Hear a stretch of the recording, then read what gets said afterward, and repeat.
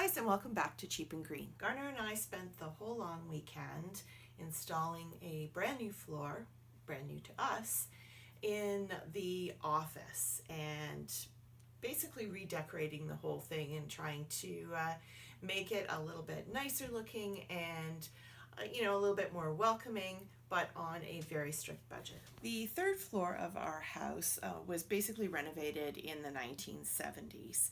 So the flooring is really, really ugly. It's basically either peel and stick linoleum tiles or possibly tiles with asbestos. So we don't dare try and strip them off because, as you know, once you start messing around with asbestos, it releases into the air and it can be very, very dangerous. So we had to leave that alone and put a floating floor on top. But those floating floors can be quite costly, especially if you have to hire somebody to install it. So we have been putting this off, and I think we've been here 9 years. We were at the Restore a couple of weeks ago, and just 20 minutes before we arrived, this big load of really, really nice quality floating floor, this is laminate floor that I'm talking about, was donated by somebody who was obviously replacing it. I don't know why. But it was a huge amount of it, probably about 250 square feet. Now, you can always get little bits and pieces of laminate floor and hardwood at the Restore, but it's rarely enough to actually complete an entire room. But when we saw this, we realized that, yeah, we could actually make this work. It was in really good condition. They were very careful when they were pulling it out of its previous home. It's quite good quality. It's 10 millimeters, that's the thickness of the board. And you want something at least that thick, 10 or 12, to really get the durability that you're looking for. And in our house, really, durability is what we're looking for, trust me. It actually was a really nice color too. A lot of things right now are running either really, really dark or really, really light, and that's just the way the fashion is for flooring right now. And unfortunately, I'm not super fond of that. Having owned a black car for a really long time, I understand that black cars and dark flooring show every little speck of dirt, and we have a lot of pets, and we'd be cleaning it every day if it was dark. And my mom actually had dark cherry wood laminate floor, and she had to clean it every single day. So this is not a hobby that I want to take up in my life, is, yay, I get to Swiffer my floors today. So we grabbed it. I actually was kind of on the fence about it, and I left, and Garner went back like 20 minutes later, and he's like, "You're crazy, we're getting this floor." So he loaded it all into our car, thank goodness for hatchbacks, and there it sat in our basement. We were actually planning on hiring friends of ours to install it for us because we have like no skills with power tools, like none at all. When we started sort of investigating how much that was going to cost, it was going to be pretty pricey. The flooring cost $100 even for 250 square feet of pre-loved flooring, and $8 for the trim piece. That was separate. But when we priced that out against buying retail, that was going to be close to $600. The comparable kind of laminate flooring that we were looking at was about $1.30 for a square foot. Now, you can get it cheaper. You can absolutely get it for 99 cents a square foot, but you'll be ripping that out very soon because it'll chip, it'll wear, and you're not going to be happy with that. So you definitely want something that's better quality, especially if you're going to all this trouble. So when we started pricing out the installation at $40 an hour, that's going to add up really fast. So we thought, what's the worst that can happen, right? We run into trouble, we end up hiring somebody anyway.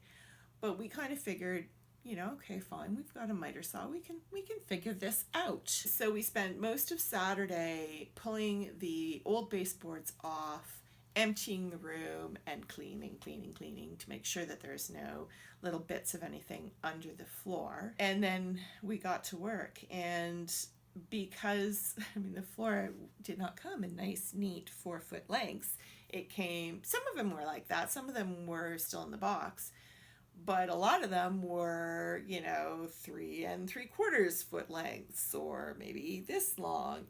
So we had to sort through the piles and make sort of piles of similar shapes, and then there was a lot of juggling. It took a long time to put this together. Basically 2 full days. So I would say probably 16 hours, give or take, of hands and knees fitting the floor together. It was pretty hard. Now, if you'd ever done this before, it probably would have been a lot faster. We had no idea what we were doing, so there was a lot of figuring things out. At one point, one of the boards popped out. We didn't notice. We had to pull half of it up and fix it, put it back. But the great thing is that this floor is not nailed down or glued down. So if for some reason we decide we don't want it anymore, it'll come up really quite easily. I can't imagine why we would do that. But anyway, that actually would be great if you were living in a rental and you wanted to make it look beautiful, but you didn't want to invest in somebody else's property. You could put this kind of floor in, and then if you had to move, you could literally take the floor with you. So so 16 hours of hands and knees putting this click floor together. We originally were going to replace the baseboards, but they actually came off the walls really easily. I didn't destroy them at all when I pulled them down. So we didn't really see a reason why we would need to go and buy all new baseboards. They were okay. What we did have to do is buy quarter round, because you just can't get close enough to the wall, and the flooring will sort of shrink and expand based on the moisture in the air and temperature. So you don't want to put it right snug to the walls. Anyway, I think it was around $40 for quarter round for this room. So we also want to give a shout out to Elsa and Rob, our friends, who let us borrow power tools like their amazing nail gun, and Rob, who set up his table saw and allowed us to drive to his house and do things like trim the bottom of the door, which we'd totally forgotten about. The door, of course, will no longer close over top of the new floor, because the floor is 10 millimeters thicker than it was. So we had to cut a few centimeters off the bottom of the floor. And there were also some really weird cuts around corners and stuff like that the miter saw just couldn't handle. And the back edge, God forbid that it would actually end up with a full board at the end of the room. Of course not. So we had to cut the width of the board all the way down so that we could get a 3/4 length of board.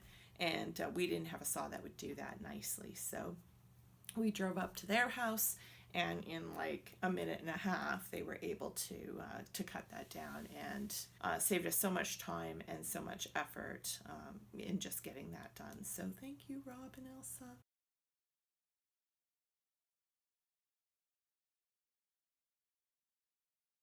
For figuring out how to do very complicated miters.